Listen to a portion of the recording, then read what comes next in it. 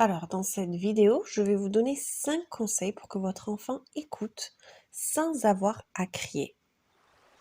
Tous ces conseils que je vais partager avec vous sont basés sur le principe de l'autogestion ou l'autogouvernance pour enseigner aux parents et aux enfants comment se gouverner eux-mêmes, comment se maîtriser. Alors, voici les 5 conseils pour aider votre enfant à vous écouter sans avoir à crier. Et si vous me suivez jusqu'à la fin, je vous donnerai un conseil en bonus. Alors, prenez tout d'abord la décision d'être calme. Promettez-vous de le faire, car crier n'est pas nécessaire.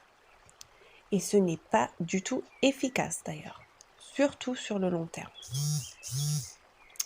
Vous devez toucher le cœur de votre enfant. L'idée même de l'autogouvernance ou de l'autogestion, c'est d'aider une personne à changer son cœur, à améliorer son cœur. Et ça signifie que le cœur du parent doit lui-même être à la bonne place. Qu'est-ce que cela signifie? Qu'est-ce que ça signifie d'être réellement calme? Savez-vous ce que ça signifie? Alors, afin de pouvoir réellement atteindre votre objectif et afin de tenir la résolution d'être calme et de ne pas crier, vous devez apprendre cela et vous devez mettre en place un plan stratégique. Je vais en parler un peu plus tard avec vous lorsque nous examinerons ces conseils plus en détail.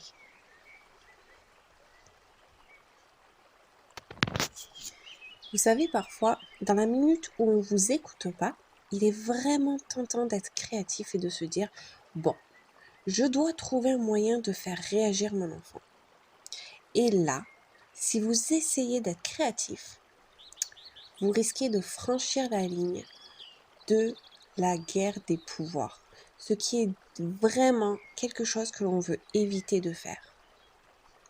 Sinon, l'enfant aurait l'impression d'être manipulé et il vous pousserait encore plus avant de finir par enfin réussir à choisir d'honorer votre position et votre rôle en vous écoutant. Alors, vous devez savoir quoi dire en amont. C'est très important. Que dites-vous quand il ne vous écoute pas ou pour qu'il vous écoute? Moi, j'utilise un script préétabli qui fait appel à la partie logique du cerveau et à leur partie logique à eux.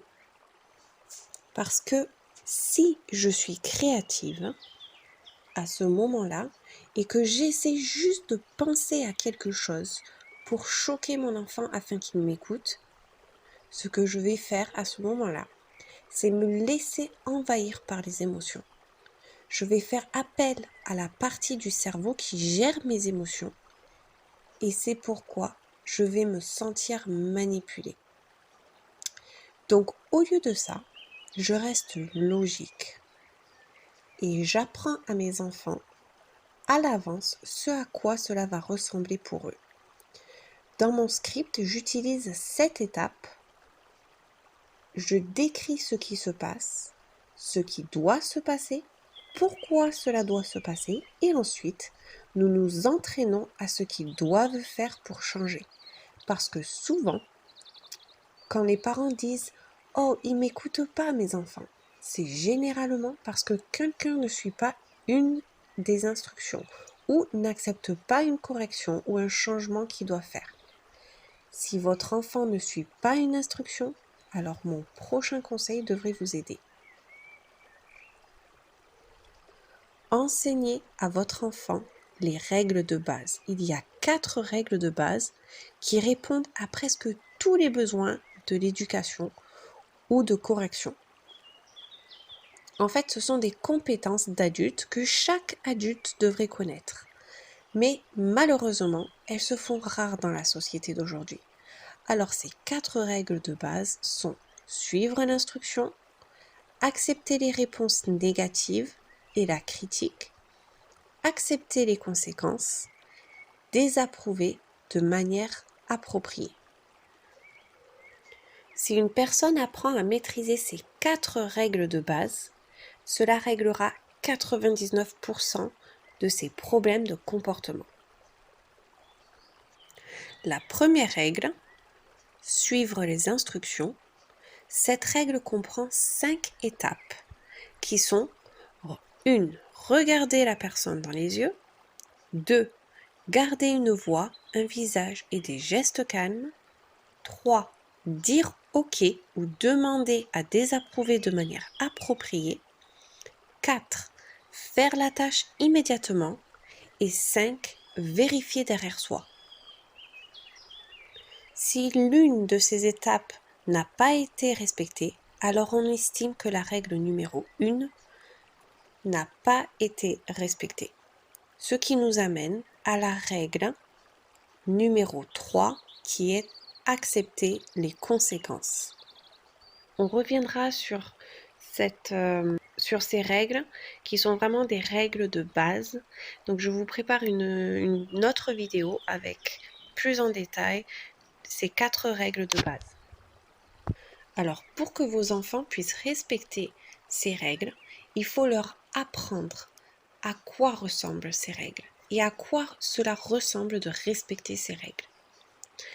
Alors lorsque vous leur enseignez la méthode pour suivre les instructions, vous dites à votre enfant, je vais te donner une instruction. Te souviens-tu comment suivre une instruction?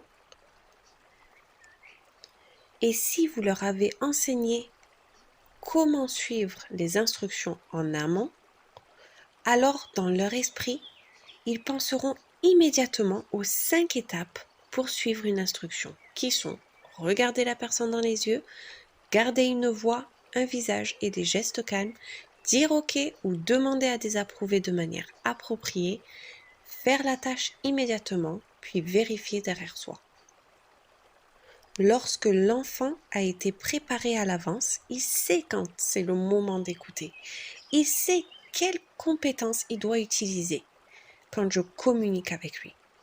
S'il n'écoute pas, j'utilise mon processus en 7 étapes pour les corriger.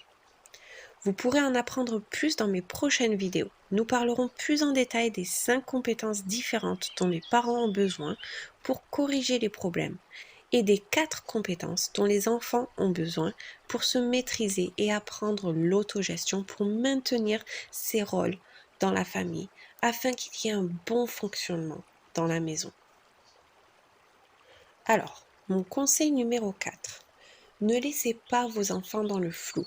N'ayez pas toutes ces règles géniales dans un coin de votre tête et ne les appliquez pas que sur le moment lorsqu'ils ne font pas les choses correctement. Enseignez-leur les règles à l'avance. Nous appelons cela le pré-enseignement dans le langage de l'autogestion. Cela permet aux enfants de savoir exactement ce qu'ils doivent faire pour 1. Suivre les instructions, 2.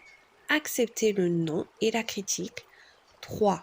Accepter les conséquences et 4. Désapprouver de manière polie, de manière appropriée. Si vous leur avez appris en amont comment mettre en place ces règles, comment les utiliser, alors lorsque le moment viendra pour eux d'utiliser ces compétences, ils seront prêts. Ils savent ce que vous faites. Ils écouteront s'ils sont préparés. Alors préparez vos enfants et ils réussiront mieux. Alors, le conseil numéro 5. Ce conseil que nous allons vous donner est de repérer le moment d'utiliser la compétence de se calmer. C'est à ce moment-là que vous mettez toute cette préparation en action. Quand utilisez-vous cette compétence? Comment déterminer le moment où vous devez remettre l'enfant sur la bonne voie? Disons que vous leur avez donné une instruction. Ils n'ont pas respecté les étapes à suivre les instructions. Au lieu de cela, ils sont restés malgré tout assis à faire ce qu'ils voulaient. Voilà. À ce moment-là, reconnaissez le moment. Mais avant d'appliquer le processus de correction en 7 étapes pour corriger un comportement négatif de manière calme, vous devez vérifier si vous êtes vous-même calme. Vous vous souvenez que j'ai dit que nous allions parler un peu plus du calme. Alors, qu'est-ce que le calme? Le calme est la qualité la plus rare de la vie humaine. C'est l'équilibre d'une grande force en harmonie avec elle-même et ses principes. C'est la conviction, c'est la puissance délibérée, prête à être mobilisée en un instant pour faire face à n'importe quelle crise. Êtes-vous calme? C'est quelque chose que vous pouvez développer. Donc si la réponse à la question est non, alors ne vous inquiétez pas, ça s'apprend. Quand une personne est calme, elle choisit de rester dans la partie logique de son cerveau. Elle réfléchit et se dit « Ne réagis pas, je ne vais pas réagir ». Ce conseil nous amène donc à notre conseil bonus. Le conseil bonus est de ne pas prendre les choses personnellement. Je sais que c'est bien plus facile à dire qu'à faire, surtout si vous avez l'habitude de vous attacher émotionnellement à ce que les gens disent ou font autour de vous. Alors si vous sentez que vous n'êtes pas calme, la meilleure chose que vous pouvez faire est de vous dire un non. Il y a 4 étapes pour accepter le non.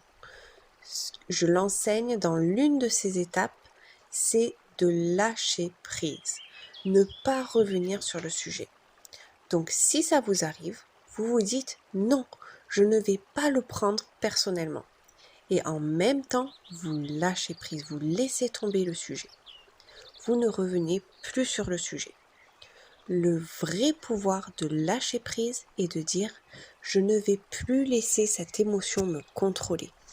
Si vous êtes ce type de parent, alors vos enfants vous écouteront parce que vous aurez le pouvoir conscient, le pouvoir délibéré.